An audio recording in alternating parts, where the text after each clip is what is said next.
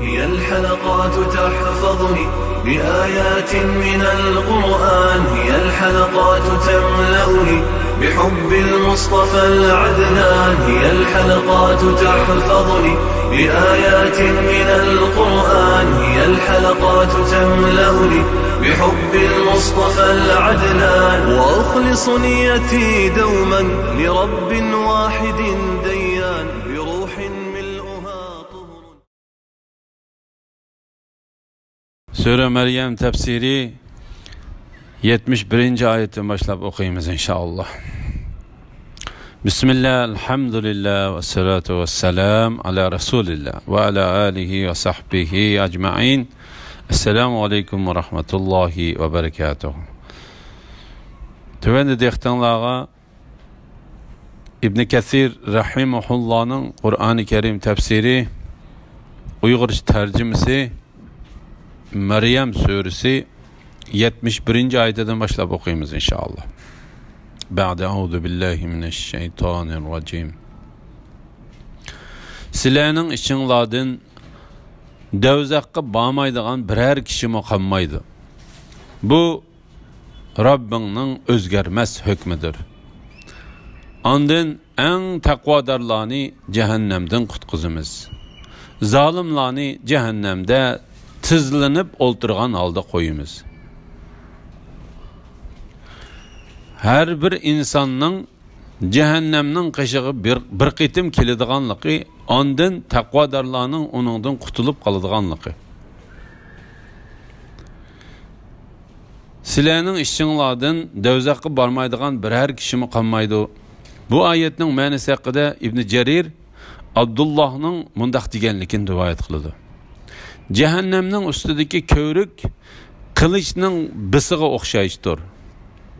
Onundan birinci guruh çakmak tizligide, ikinci guruh şamalning tizligide, üçüncü guruh arg'amoqning tizligide ve dördüncü guruh arg'amoqdan başka hayvanlarning en tiz yugurishida o'tadi. Ular o'tayotganda farishtalar yo'lda turib, ey Allah, ularga xotirjamlik ato qilgan. Ey Allah, ularga xotirjamlik ato qilsang, ularga xotirjamlik ato qilsang deb tilab turdi. İmam Ahmad yana Zayd ibn Harisaning ayoli Ummu Bashirning mundaq deganligini rivoyat qiladi. Payg'ambar alayhissalom Hafsaning uyida turib, Badr urushiga va Hudaybiyadagi to'xtamga qatnashgan kishi to'g'risida to'xtamga qatnashgan kishi do'zaxga kirmaydi dedi. Badr urushiga va Hudaybiyadagi to'xtamga qatnashgan kishi do'zaxga kirmaydi dedi. Hafsa, Allah Taala sizlarning ishinglardan do'zaxga bormaydigan biror kishi mi qolmaydi demedimi dedi. Payg'ambar alayhisalom Allah Taala ondan en takvadarlarını cehennemden kutquzumuz, zalimlarını cehennemde tizlenip olturgan halda koyumuz dedi. İmam Bukhari ve Müslim Ebu Hureyre radiyallahu anhudan Peygamber aleyhisselamның mundaq deganligini rivoyat qiladi. Musulmon bir kishining 3 balasi o'lib qolgan bo'lsa, do'zaxning u kishini faqat qasimimni buzg'anchilik muddat ko'ydirdi.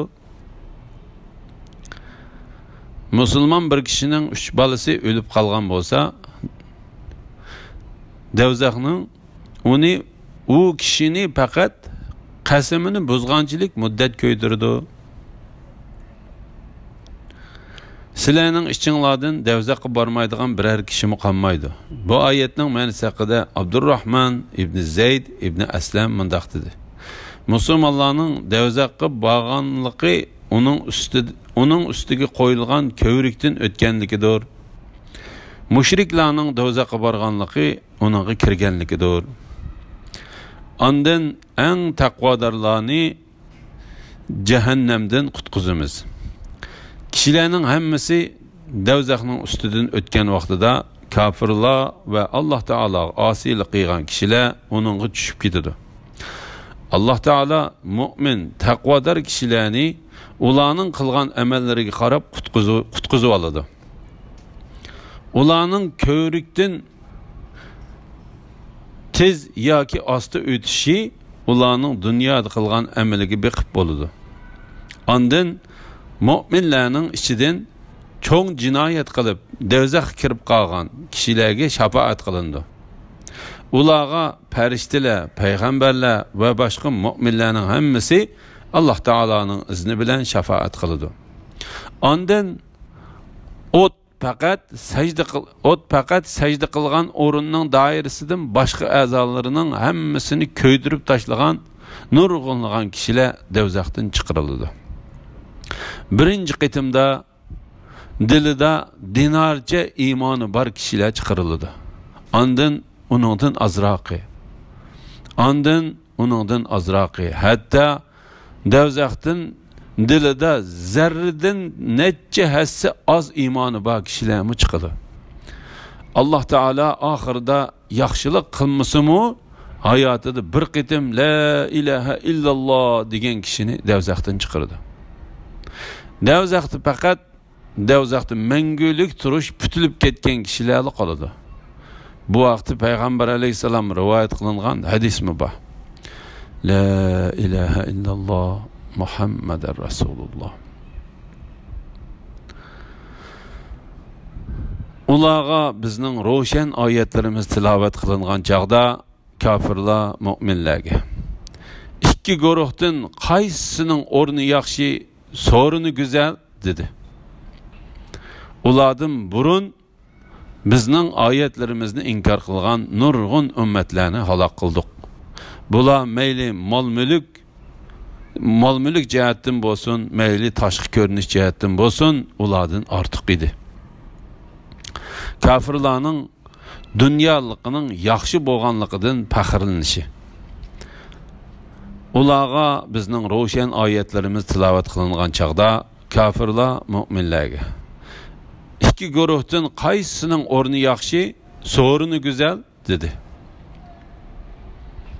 Ya'ni Alloh taolo bu oyatda kafirlarga pakiti ochiq bo'lgan oyatlari o'qib berilgan vaqtida ular u oyatdan qat'iy yuz o'rib, faxrlanib turib, o'zlarining xato dinining va mangan xato yo'l va nahaq qonunlarining to'g'riligini isbotlash uchun mu'minlarga uylarimiz chiroyli, quruqlarimiz, binolarimiz katta va yig'ilib o'ltiradigan so'rin va zallarimiz hashamatlik.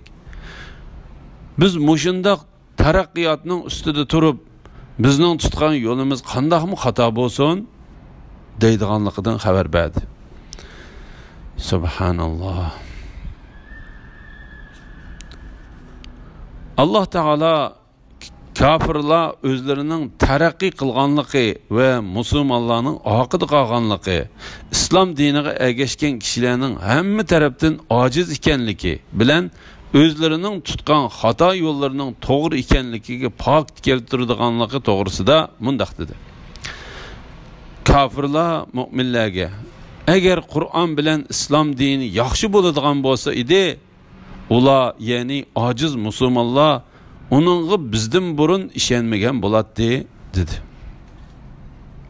La havla va la quvvata illa billah. Nuh alayhissalomning odamlari Nuh alayhissalomga mundaq dedi. Ey Nuh, sana töven tabiqidagi odamlar ergashgan bo'lsa, sana biz iymon aytamdik dedi. Va Alloh taolo mundaq dedi. Ularning Allah aramızdan hidayet qilish bilan in'am qilgan kishilar mushularmi deyishleri uchun ular bir-biri bilan ularni bir-biri bilan mushundaq sinadik. Ya'ni faqir ojiz kishilarni iymon etqizish bilan boy cho'ng kishilarni sinadik. Allah shukr qilg'ichlarni obdan biladi. Allah shukr qilg'ichlarni obdan biladi emasmi? Ya'ni shukr qilg'ichlarni Allah hidayet qiladi. Şuna Allah Teala ularning bu gumoniga raddiya berib mundaq dedi.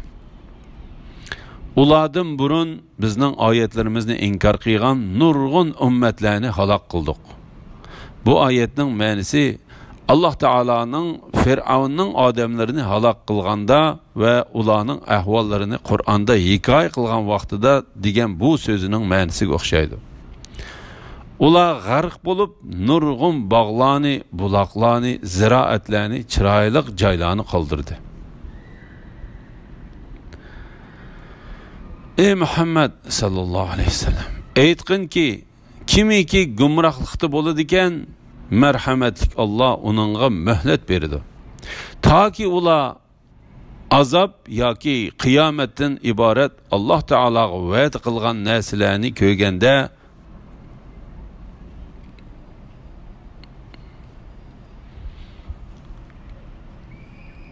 Taki ular azap yoki qiyomatdan iborat Allah ularga va'da qilgan narsalarni ko'rganda ondan kimning o'rni yomon va kimning lashkari ojiz ekanligini biladi.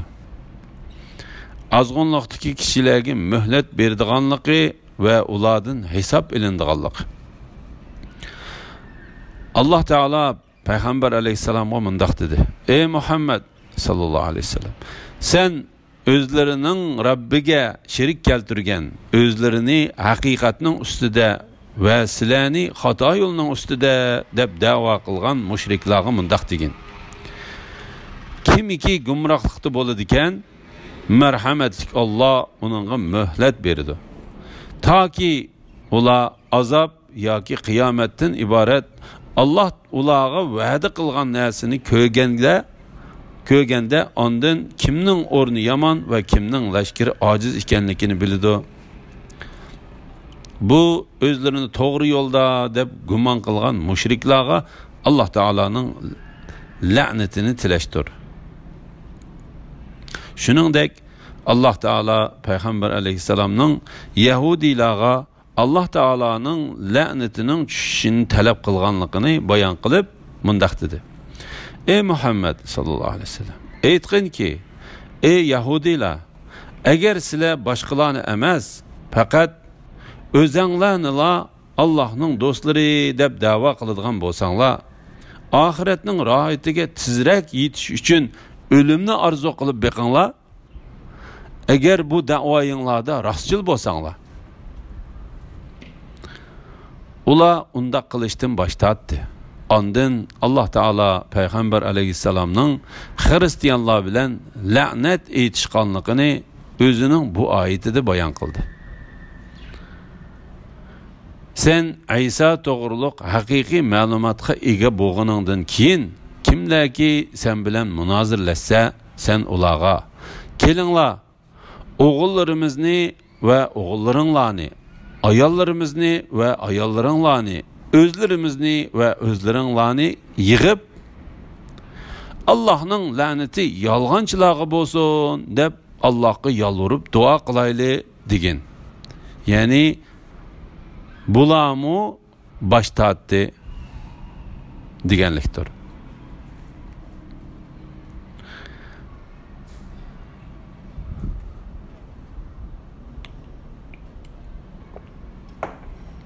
Allah hidayet topquchilarning hidoyatini ziyoda qiladi. Boqiy qoladigan yaxshi amallar savob jihatdan va oqibat jihatdan Rabbingning dargohida ortiqdir. Alloh taolaning to'g'ri yo'lda manganlarga hidoyatni texmi ortiq qiladiganlik. Alloh taolaning to'g'ri yo'lda manganlarga hidoyatini texmi ortiq qiladiganlik. Alloh taolo yuqoridagi oyatlarda gumrohlikdagi kishilarni texmi gumrohlikka boshlaydiganligini bayon qilgan bo'lsa, bu oyatda to'g'ri yo'lda manganlarning hidoyatini texmi ortiq qiladiganligidan xabar berdi. Alloh taolo bu vaqtda mundaq dedi: Qur'ondan biror sura nozil qilinsa, ular, ya'ni munofiqlarning orasida masxir qilish yuzidan bu, ya'ni sura qaysinglarning iymonini kuchaytdi deydiganlar bor. Mu'minlarga keladigan bo'lsak, har surada yangi dalil isbotlar bo'lganligi uchun bu ya'ni sura ularning iymonini kuchaytdi. Ular suraning nozil bo'lishidan xushal bo'ldi. Dillarida kesal bala, ya'ni munofiqlarga keldigan bo'lsak, bu sura ularning kufriga kufr qo'shdi. Ya'ni ular munofiqlikda texmi avzaylidi. Texmi gumrohlashdi. Ular kafir peti öldü. Baqi qaladigan yaxshi amallar savob jihatdan va oqibat jihatdan Rabbingning dargohida ortiqdir. Bu oyatning ma'nosiga munosabatli hadislar va bayonlar Kahf surasida so'zlangan edi.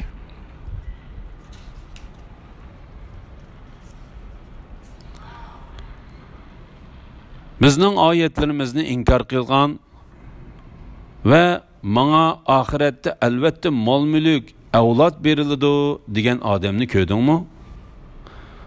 U g'aybni bilganmi yoki marhamatli Allohning ahdiga erishganmi? Hargiz undaq bo'lgan emas. Uning deganlarini xotirlab qo'yamiz. Uningga beradigan azobni kuchaytimiz. Uning deganlarini, ya'ni melimni va avlodini, ya'ni melini va avlodini boshqalarga miras qilib qoldiramiz. U oldimizga tanho keladi.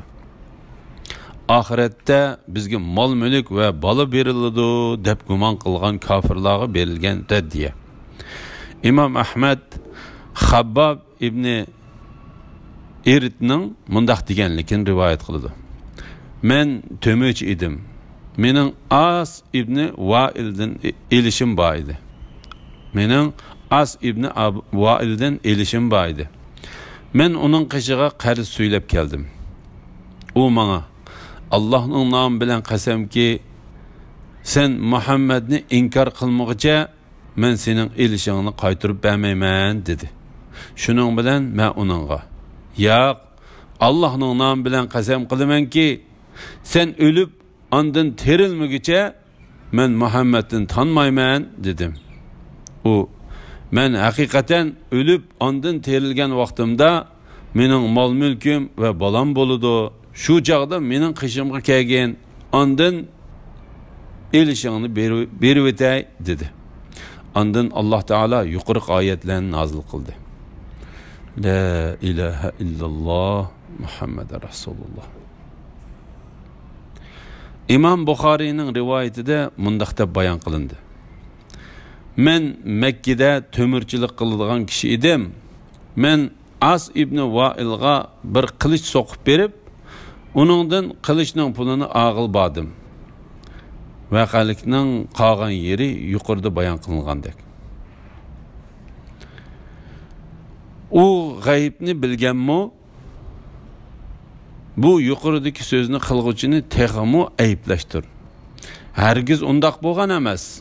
Uning deganlarini xotirlab qo'yamiz, uningga beradigan azobni kuchaytimiz. Ya'ni dunyoda aytgan heyliq so'zi va Alloh taolodan tanganligi uchun oxiratda uningga beriladigan azobni kuchaytimiz.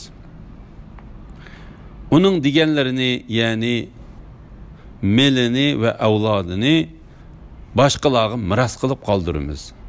Shundaqla oxiratda uning dunyodagi butun narsalardan ayirib etamiz. U Alloh taolaning oldiga tanho keladi. Shunga Alloh taolo mundaq dedi. U oldimizga tanho keladi. Alhamdulillah. Alloh shukrlar bo'lsin. Yuqorida Maryam surasi tafsiridan 80-oyatgacha anladinglar. Oxirini keyin qitimliq o'qishimiz davomlashtiramiz inshaalloh. Va sallallohu ala Muhammad va ala alihi va sahbihi va sallam. Assalomu alaykum va rahmatullohi va barakatuh.